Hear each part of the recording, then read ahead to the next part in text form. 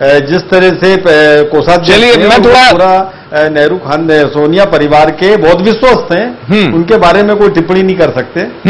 पर सवाल इस बात का है कि ये जो चाहे भाजपा हो चाहे कांग्रेस हो, ये जो स्थिति है वो अनंत है, इसका सिलसिला अनंत चलेगा, इसका कोई अंत ही नहीं है। बिल्कुल, जब तक कोई नियम कानून फार्मूले और योग्यता का कोई मापदंड तय नहीं होगा तब तक ये सब चलता ही रहेगा। और फिर वो एंटी इनकम्बेंसी भी नहीं देगी, कहीं सब चलती रहेगी। तो सवाल इस बात का है कि किस तरह से जनता तो किसी को चाहती ही नहीं है, लेकिन अब वो कहते हैं मुझे जनता चाहे, हर आदमी कहता है कि वो जातिवाद के आधार पर दिया, हर जिसको टिकट नहीं मिलता वो कहता है कि साहब मेरा टिकट इसलिए कट गया कि उन्होंने पैसे लिए, तरह तरह के आरोप। सवाल नहीं, कोई भी जनता ऐसी नहीं है जिसने कहा हो पूरे क्षेत्र के लोगों ने कि नहीं इनको, मुझे याद है सन 80 में अर्जुन सिंह जी ने सुरेश सेठ का टिकट काटा, सुरेश सेठ निर्दलीय लड़े और चुनाव जीत के आए जी। तो ऐसे जनाधार वाले भी लोग होते हैं। बिल्कुल, तो लेकिन यही बात तरह के बहुत उदाहरण है। ये बात तो शुरुआती दौर में बीजेपी से कर रहा था जीवन जी कि टिकट अभी घोषित नहीं हुए हैं और ये कह रहा है कि अभी जो आक्रोश है ये आक्रोश बाद में शांत हो जाएगा। क्या इतना सहज हो सकता है जब टिकट मिलने से पहले आपके मौजूदा विधायकों के प्रति आक्रोश है, आपके मौजूदा मंत्रियों के प्रति? बीजेपी, देखिए बीजेपी और कांग्रेस में बुनियादी अंतर यह है कि बीजेपी में कार्यकर्ता की आवाज दब जाती है अनुशासन के नाम पे और कांग्रेस में नहीं। तो इस बार तो कांग्रेस में खुल के आ जाता है और बीजेपी में वो बात उतनी, क्योंकि जो बीजेपी का कार्यकर्ता है वो कांग्रेस को वोट नहीं देगा, लेकिन कांग्रेस का अगर कार्यकर्ता है और उसको टिकट नहीं मिला तो वो बीजेपी को भी वोट दे देगा, वो उनको हरवाने।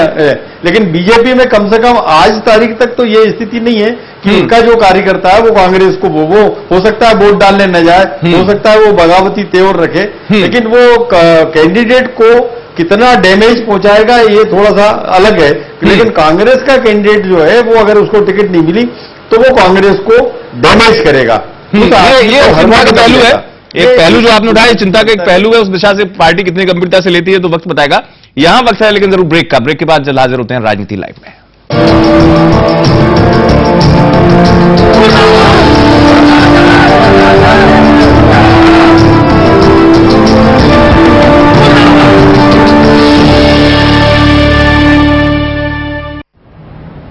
बीवी का बर्थडे भूल कर देखो, एक बार वेडिंग एनिवर्सरी भूल कर देखो। लोन की ईएमआई तो ड्यू डेट के पहले भर देते हैं आप, लेकिन सर्विस टैक्स याद भी रहे ना तो लापरवाही। भर देंगे यार, भर देंगे, बाद में भर देंगे। अरे बाद में भरने वाले भाई साहब, बाद आ गया है। सर्विस टैक्स VCES का फायदा उठाइए और भरिए अपना सर्विस टैक्स बिना इंटरेस्ट बिना पेनल्टी के। अगर आप चाहें तो इंस्टॉलमेंट में भी भर सकते हैं, सस्ते में निपटा लीजिए मामला, बाद में महंगा पड़ सकता है। फिर मैं कहना बताया नहीं।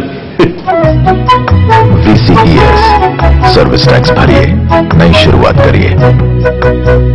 जय महाकाल सीएक पेश करते हैं सीएक शिव श्रद्धा उज्जैन। अपने भाग्य पर करे विश्वास, क्योंकि हर 12वां वर्ष होगा खास। 25 से 40 वर्ष के आयु वालों की आय के लिए अत्यंत उपयोगी। धर्म का धर्म, आय की आय। संपर्क करें 8889922244, FB @CEK Limited, YouTube @CEK Limited।